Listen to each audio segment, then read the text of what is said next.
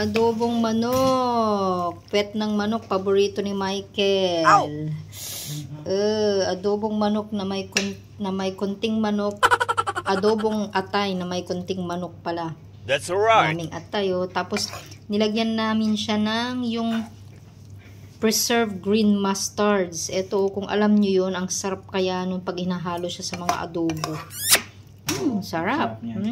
So, makakarami na naman si Michael, oh. Lalo na yung puwet ng manok niya. Ay, yung puwet niya. Paborito niya yan, eh. Kain na. Kain na. What is real? Naman. Eto sa'yo. Ay, yan sa sa pet sa'yo. Malaki ka. Maliit lang yung akin. Nakala niya. Maliit lang ako ba? Ang dami mong kanin. Wow. Kain na. Kain na. Adobong manok na may preserved green mustard. Ang sarap talaga. Yum.